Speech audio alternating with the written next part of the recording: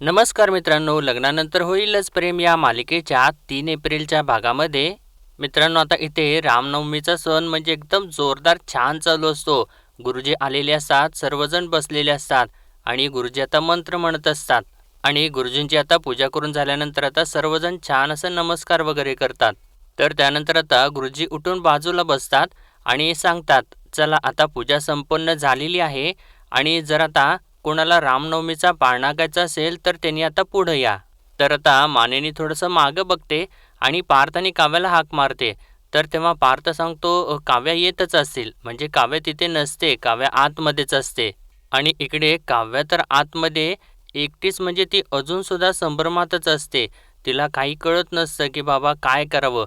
ती आपल्या त्या IASच्या पुस्तकाकडे बघत बसलेली असते आणि तिला आता अनिशाचे शब्द आठवत असतात. तिने सांगितलेलं असतं तिला, लग्नानंतरचं प्रेम झालं काव्या, पण आता लग्नाआधीचं ध्येय पूर्ण कर. आणि ते सगळं आठवल्यानंतर काव्याला आता त्रास होत असतो. तिला काही समजत नसतं. ती इकडे तिकडे करत असते आणि त्यानंतर ती जाऊन आरशासमोर उभी राहते आणि आपल्या पोटाला हात लावून ती पोटाकडे सुद्धा बघू लागते. म्हणजे तिला बाळ का आहेस असा प्रश्न पडलेला असतो आणि ती त्याच विचारात सगळं काही घुटमळत असते.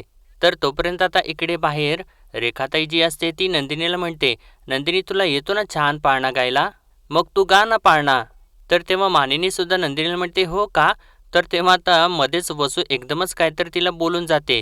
तर तेव्हा मानिनी वसूला थोडीशी खटकते. तर वसू म्हणते, नाही नाही तसं नाही आहे काही, गाऊ देत ना नंदिनीला, तेवढाच तिला आनंद होईल नाही का. म्हणजे तिला टोमणा मारायची ती काही सोडत नसते. तर मानिनी परत वसूला म्हणते, अहो ताई असं का बोलताय तुम्ही. आणि तेव्हाच आता इकडे मागे जीवाला त्या गोष्टीचा त्रास होत असतो आणि रागसुद्धा आलेला असतो. वसू असं मध्येच बोललेली असते. तर मानिनी आता म्हणते, नाही नाही ग नंदिनी, पाळणा म्हणण्याचा अधिकार कोणाला सुद्धा आहे घरामध्ये, असं काही सुद्धा नाही आहे. तर आता नंदिनीच्या लक्षात आल्यानंतर म्हणजे ती थोडीशी हर्ट झालेली असते आणि ती मानिनीला म्हणते, नाही आई असं काही सुद्धा नाही आहे आणि मला असं वाटते की तुम्ही काव्यालाच म्हणायला सांगा पाळणा. आणि शेवटी काय आहे, मी म्हटलं काय आणि तिने म्हटलं काय, सगळं सारखंच आहे ना. तर आता मानिनीचा नाईलाज होतो आणि ती आता म्हणते पार्थला, अरे पार्थ तू बघत काय बसलाय, जा ना बोलव ना काव्याला. तर तेव्हा पार्थसुद्धा हो आलो आलो असं म्हणतो आणि आतमध्ये काव्याकडे येतो आणि काव्या अजूनसुद्धा आरशासमोरच उभी असते. आणि तेव्हा पार्थ आता काव्याला म्हणतो, साडीत ना तुम्ही नेहमीच सुंदर दिसता, बरं चला ना गुरुजी बोलवत आहेत चला, असं तो म्हणत असतो. तर काव्या त्याला थांबवते आणि म्हणते, ऐका ना जरा, मगाशी ना आपलं बोलणं अर्धवट राहिलं, मला ना तुमच्याशी बोलायचं आहे, मला खरंच काही कळत नाही हो पार्थ. तर तेव्हा पार्थ म्हणतो, पूजेला बसायचं आहे, त्यात न कळण्यासारखं एवढं काय आहे. तेव्हा काव्या म्हणत असते, अहो मी पूजेचं नाही आहे म्हणत, असं म्हणून ती दरवाजाच बंद करते आणि परत पार्थजवळ येते आणि हे बघा मी पूजेबद्दल नाही आहे बोलत, मी बाळाबद्दल बोलतेय. तर तेव्हा पार्थ तिला म्हणतो, काय काय काव्य हे काय चाललंय तुमचं, तुम्ही अजून तिथेच आहात का. आणि आता तर तुम्ही पूजेला बसलंच पाहिजे. हे बघा रामाचा पाळणा घालताना ना तुम्हाला स्वतःलाच सगळं काही क्लिअर होऊन जाईल, या चला. असं म्हणून तो तिला घेऊन जात असतो. तर तेव्हा काव्या थोडीशी चिडते आणि पार्थला म्हणते, काय काय करताय काय तुम्ही देशमुख, मी काय बोलते तुमच्या डोक्यात शिरत नाही आहे का देशमुख. अहो माझ्या डोक्यामध्ये एवढं सगळं चालू असताना मी कसा काय गाणार आहे रामाचा पाळणा. इतकं टेन्शन आलेलं आहे मला, माझं डोकं जड झाले असं वाटतंय मला आणि असं वाटते की कोणीतरी हातोडा मारते माझ्या डोक्यामध्ये. एन्झायटी वाढलेली आहे देशमुख, तुम्हाला समजत कसं नाही आहे. तर आता काव्या जाऊन बसलेली असते. तर पार्थ म्हणतो, तुम्ही शांत व्हा काव्या, एवढं पॅनिक होऊ नका, हे घ्या पाणी घ्या बरं. असं म्हणून तो पाणी आणतो तिच्यासाठी. तर तेव्हा काव्या म्हणते, नाही आहे मला पाणी नको आहे पार्थ, वेळ हवा आहे देशमुख, मला विचार करायला वेळ हवा आहे. तर पार्थ तिला म्हणतो, हो चालेल ना, तुम्हाला हवा तेवढा वेळ घ्या, आत्ता गुरुजींनी बोलवले, सगळेजण वाट बघतायत, तिथे जाऊन येऊयात, मग तुम्हाला हवा तेवढा वेळ घ्या. मग पण आत्ता बोलवत आहेत ना गुरुजी, मग जाऊन येऊयात, असं तो सर्वतोपरी तिला समजावायचा प्रयत्न करत असतो आणि एकदम शांतपणाने सांगत असतो. तर तेव्हा आता काव्या समजते आणि म्हणते ठीक आहे. आणि ज्यावेळेस आता पार्थ तिला उठवतो, चला असं म्हणत असतो आणि काव्या ज्यावेळेस उठते तर तिला एकदम चक्कर येते आणि ती परत खाली बसते. तर तेव्हा पार्थ तिला परत सावरतो, म्हणतो, काव्या काय झालं, तुम्ही ठीक आहात ना, ऑल राईट ना. तर मित्रांनो आता काव्याला म्हणजे हे सगळं काही विचार करून करून स्ट्रेस आलेला असतो आणि त्यामुळेच बहुतेक तिला आता चक्कर आलेली असते. आणि तोपर्यंत आता इकडे बाहेर मानिनी म्हणत असते, हा काव्याला बोलवायला गेलाय आणि तिथेच राहून गेला. थांबा मी जाऊन बघून येते, असं म्हणून ती उठत असते. तर वसू तिला थांबवते आणि म्हणते, तू थांब मानिनी, मी आहे ना, मी जाऊन बघून येते, असं म्हणून ही उठते. आणि पार्थच्या खोलीच्या बाहेर जाऊन दरवाजा वाजवू लागते आणि म्हणते, अरे सगळेजण थांबलेत, काव्या येतेस ना? तर तेव्हा पार्थ आतून आलो आलोसं म्हणतो. तर वसू म्हणते, बरं बरं ठीक आहे, असं म्हणून ती चाललेली असते आणि परत तिथेच थांबते दरवाजाला कान लावून. तर तेव्हा पार्थ काव्याला आत म्हणत असतो, काय होते काव्या तुम्हाला? तुम्ही ठीक आहात का? तर तेव्हा काव्या म्हणते, नाही मी थकली आहे देशमुख, मला जरा आरामाची गरज आहे, बाकी काही नाही. ऐका ना तुम्ही व्हा पुढे, मी येते थोड्या वेळात. तेव्हा पार्थ तिला म्हणत असतो, नाही मी थांबतो ना तुमच्यासोबत इथेच. तर तेव्हा काव्या म्हणते, नाही जरा तुम्ही ऐका ना, तुम्ही जा ना, मला ना खरंच आराम केला ना बरं वाटेल, मी येते नंतर खरंच. तर तेव्हा पार्थ तिला म्हणतो, नक्की का, नक्की याल का तुम्ही? तर तेव्हा काव्या हो असं म्हणते. तर आता वसू ते सगळं काही ऐकते आणि तिथून आता ती बाहेर जाते. आणि तेव्हा पार्थ आता इकडे आतमध्ये सावकाश काव्याला उठवतो आणि तिला तिच्या जागेवरती बसवतो आणि तिला सांगतो, काही लागलं ना तर आवाज द्या. तर काव्या हो असं म्हणते आणि ती आता विश्रांती घेऊ लागते. आणि त्यानंतर आता पार्थ एकटाच बाहेर निघून जातो. तर तेव्हा आता वसू इकडे बाहेर येते आणि ती म्हणू लागते, काय नाही बी, कसं असतं ना, जिच्या नशिबामध्ये पाळणा गायचा मान असतो ना, तिलाच तो मिळतो. तर तेव्हा मानिनी विचारते, म्हणजे काय? आणि वसू सांगणार असते इतक्यातच आता पार्थ तिथे येतो आणि नंदिनीला म्हणतो, तुम्हालाच पाळणा गावा लागेल, शी इज नॉट फिलिंग वेल. तर तेव्हा नंदिनी जराशी पॅनिक होते, म्हणजे काय झालं तिला, आम्ही बघून येऊ का? तर तेव्हा पार्थ म्हणतो, नाही तसं काही नाही आहे, आराम करतायत त्या आणि बरं वाटलं की येतील त्या बाहेर. तर आता हे सगळं काही ऐकल्यानंतर गुरुजी म्हणतात, वसुंधरा ताई म्हणाल्या त्या अगदी बरोबर आहे, पाळणा गाण्याचा मान ज्याच्या नशिबात असतो त्यालाच तो मिळतो. तर वसू म्हणते लगेचच, हो का नाही गुरुजी? आणि तुम्हाला सांगते गुरुजी, नंदिनीने ना सकाळपासून इतका उत्साह दाखवला होता, त्या अर्थी तिला नक्कीच पाळणा माहिती असणार. आणि तसंही ना पाळणा गायला नाही ना तर रामनवमी पूर्ण झाल्यासारखं वाटतच नाही. आणि आता वसू असं सगळं काही बोलत असते तर नंदिनी म्हणते, ठीक आहे, मी आता पाळणा गाते, असं म्हणून ती तयार होते. आणि त्यानंतर ती आता उठते आणि तिच्यासोबत आता जीवासुद्धा उठतो आणि तिच्या शेजारी येऊन बसतो.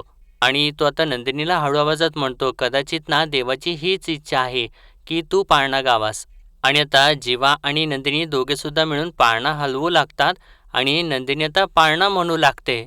आणि मित्रांनो, नंदिनी छान असा पाळणा म्हणत असते, ऐकायला कानाला खूप छान वाटत असतं. आणि मागे सर्वजणी तिला साथ सुद्धा देत असतात. आणि इकडे आता काव्याच्या कानावरती सुद्धा पाळणा ऐकू येऊ लागतो. आणि मित्रांनो, इकडे नंदिनी पाळणा म्हणत असताना ती थोडीशी इमोशनल होते. आणि तेव्हा जीवा तर तिच्याकडे एकसारखाच बघत असतो आणि मानिनीला सुद्धा ते जाणवत असतं की नंदिनी इमोशनल झालेली आहे, पण ती तशीच पाळणा पुढे कंटिन्यू करत असते. तर आता इकडे सगळं पाळणा वगैरे पूर्ण होतं आणि त्यानंतर पार्थ पुढे येतो आणि गुरुजींना म्हणतो, गुरुजी नमस्कार करतो. तर तेव्हा गुरुजी त्याला म्हणतात, एकट्याने नाही, बाळाच्या आईला सुद्धा सोबत घेऊन या. तर तेव्हा पार्थ म्हणतो, हो हो ठीक आहे, आलोच, असं सांगून तो आतमध्ये काव्याला आणायसाठी जातो. आणि तोपर्यंत आता जीवा आणि नंदिनी जोडीने पुढे येतात आणि ते दोघे सुद्धा जोडीने गुरुजींचा आशीर्वाद घेतात. तर तेव्हा आता गुरुजी आशीर्वाद देतात आणि नंदिनीला म्हणतात, नंदिनी सुरेख गायलीस. तर आता मित्रांनो, म्हणजे जीवा थोडंसं आजूबाजूला बघतो, कोणी नाही याचा अंदाज घेतो आणि गुरुजींना एक प्रश्न विचारतो. म्हणतो, गुरुजी आमच्या आयुष्यात पाळणा हलेल ना? आणि तेव्हा गुरुजी त्याच्याकडे बघून हसत असतात आणि इतक्यातच पार्थ आणि काव्य तिथं येतात. आणि आता ते दोघे गुरुजींचा आशीर्वाद घेतात. तर तेव्हा गुरुजी त्यांना सुद्धा छान असा आशीर्वाद देतात. आणि तेव्हाच आता मानिनी इकडे पार्थ आणि जीवाला बोलावून घेते. म्हणजे काव्य आणि नंदिनी तिथेच थांबतात आणि पार्थ आणि जीवा तिथून निघून जातात बाजूला. आणि आता गुरुजी उठून उभे राहतात आणि म्हणतात, सहोदर आहात, आजपर्यंत बऱ्याच गोष्टी वाटून घेतल्यात, यापुढेही वाटून घ्याल ना? तर तेव्हा या दोघींना काही कळत नाही, पण काव्य म्हणते, हो घेऊ की, पण काय वाटून घ्यायचं आहे असा ती प्रश्न करते. तर तेव्हा गुरुजी म्हणतात, उन्हाळे पावसाळे, सुख दुःख, एकमेकींच्या डोळ्यामधले अश्रू आणि एकमेकींच्या चेहऱ्यावरचं हास्य.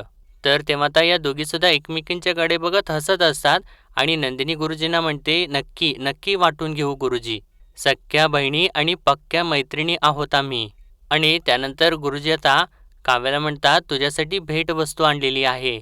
आणि त्यानंतर गुरुजी ती भेटवस्तू म्हणजे पुस्तक असतं ते कुठलं तरी, आणि ते काव्याच्या हातामध्ये देतात आणि तिथून ते आता निघून जातात. तर आता नंदिनी काव्याला विचारते, तुला आता बरं वाटतंय ना? तर तेव्हा काव्या हो असं सांगते. तर नंदिनी तिला म्हणते, मगाशी ना मी तुला खूप मिस केलं गं. मगाशी पाळणा गाताना खूप मिस केलं तुला.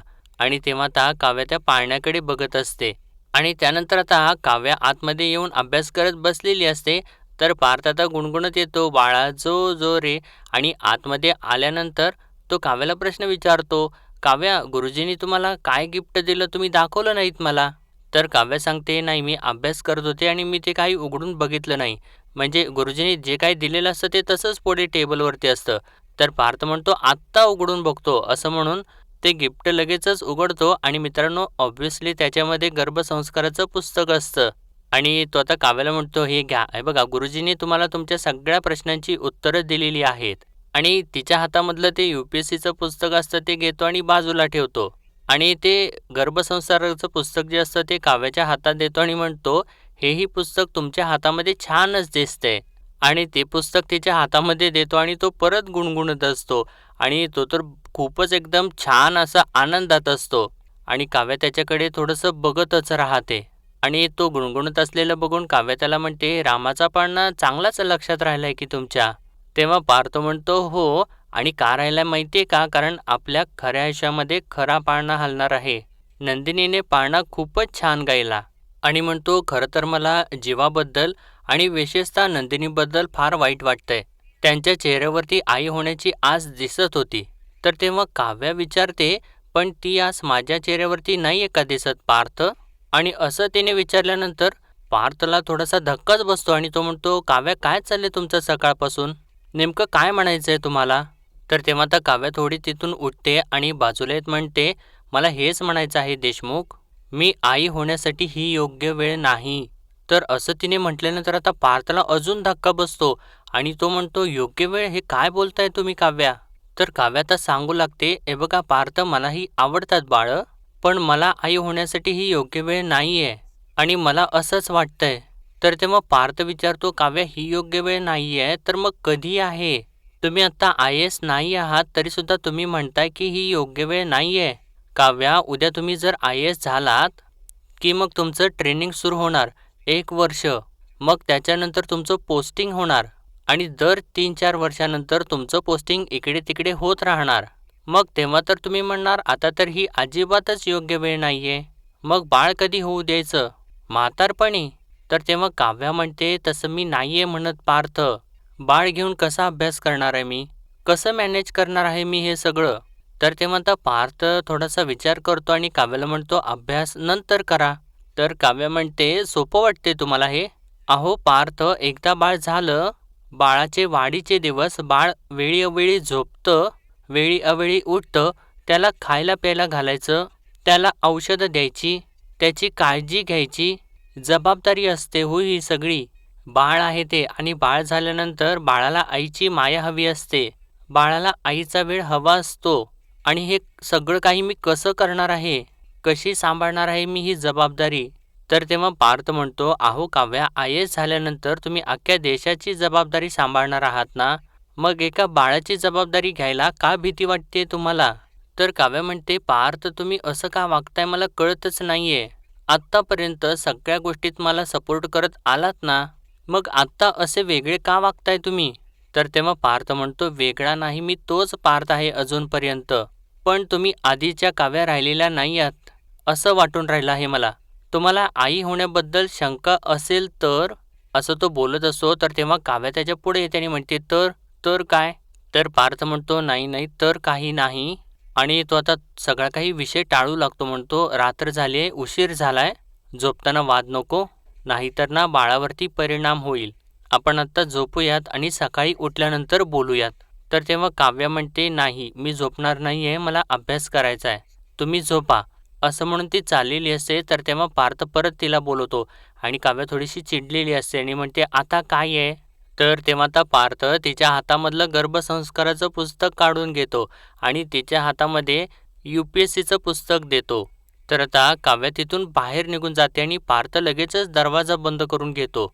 आणि मित्रांनो, हे सगळं काही त्यांचं बोलणं जे असतं ते बाहेर उभा राहून रम्या ऐकत असते. आणि त्यानंतर हे सगळं लगेचच येऊन वसूला सांगते.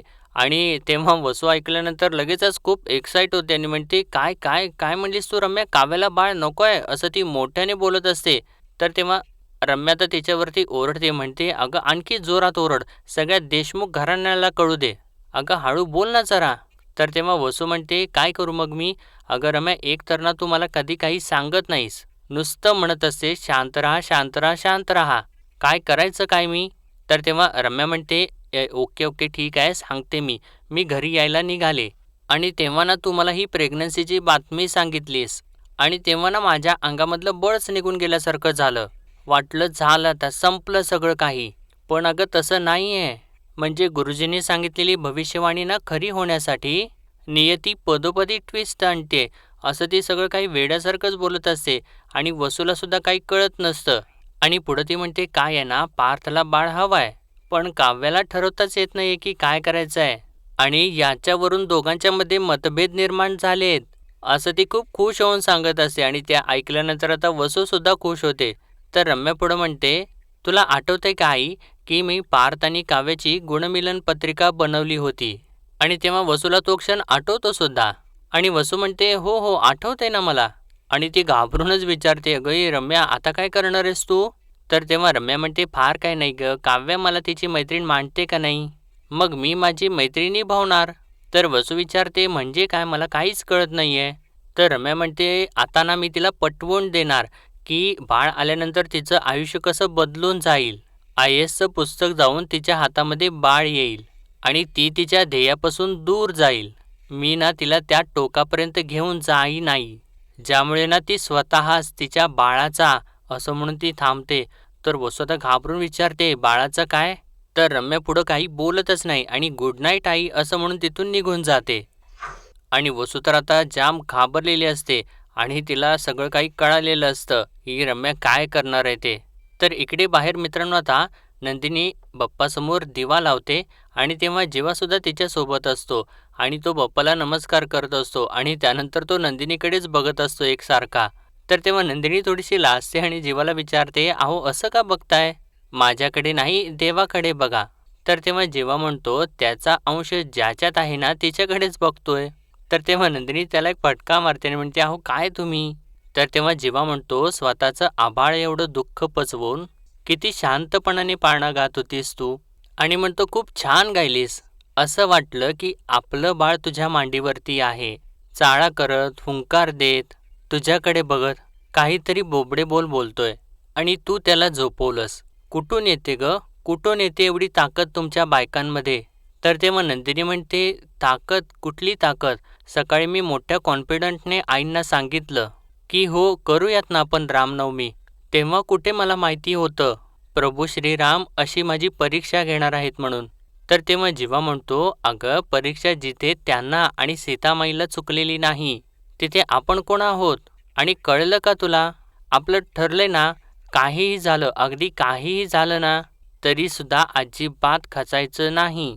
ओके, आपण आपल्या बाळाला दुसऱ्या जगातून या जगात आणणार आहोत. ओके. आणि तू तर नंदिनी आहेस, कारण तू बोलून नाही तर करून दाखवतेस. आणि यापुढे प्रत्येक आणि प्रत्येक क्षण आपल्या बाळासाठी आपण प्रयत्न करायचे. तर तेव्हा नंदिनी सुद्धा जीवाचा हात घट्ट पकडते आणि हो असं त्याला म्हणते आणि सांगते, आजची अपॉइंटमेंट आम्ही उद्यावरती टाकली आहे. तर तेव्हा जीवा म्हणतो, चकाचक बाई, you need a lucky charm, उद्या डॉक्टरांच्याकडे मी येणार आहे तुझ्यासोबत. ओके. तर तेव्हा नंदिनी सुद्धा हसते आणि म्हणते, ठीक आहे. आणि हे दोघे परत आता गणपती बाप्पाला नमस्कार करतात. आणि मित्रांनो, आजचा भाग इथेच संपतो आणि पुढील भागामध्ये आपण पाहणार आहोत, आता मिथुन काकांनी छान असे आंबे आणलेले असतात. तर आंबे बघितल्यानंतर काव्या खूपच एक्साईट होते आणि म्हणते, आंबे, आता मी रोज एक आंबा खायला मोकळी, इनफॅक्ट मी आत्ताच एक आंबा खाते, असं ती बोलत असते. तर तेव्हा मानिनी तिला थांबवते आणि म्हणते, काव्या, तुला आंबा नाही खाता येणार आहे. तर तेव्हा वसू लगेचच टोमणा मारते. नंदिनीला म्हणते, नंदिनी पण तू खाऊ शकतेस हा आंबा, तू कुठे आई असं म्हणत असते. तर तेव्हा नंदिनी तिला म्हणते, हो मी कुठे आई होणार आहे, असंच ना, आणि होणार, मी सुद्धा आई होणार. पण मी आई होईपर्यंत मी तर बाबा आंबा खाणार, असं म्हणून तिला तिचेच दात तिच्याच घशात घालून ती रिकामी होते आणि तिचा कॉन्फिडन्स बघून सगळ्यांना छान आश्चर्य वाटतं. तर मित्रांनो, आजच्यापुरतं एवढंच आणि भेटूया परत उद्याच्या भागामध्ये. तोपर्यंत आपल्या व्हिडिओला लाईक, शेअर आणि सबस्क्राईब नक्कीच करा. धन्यवाद.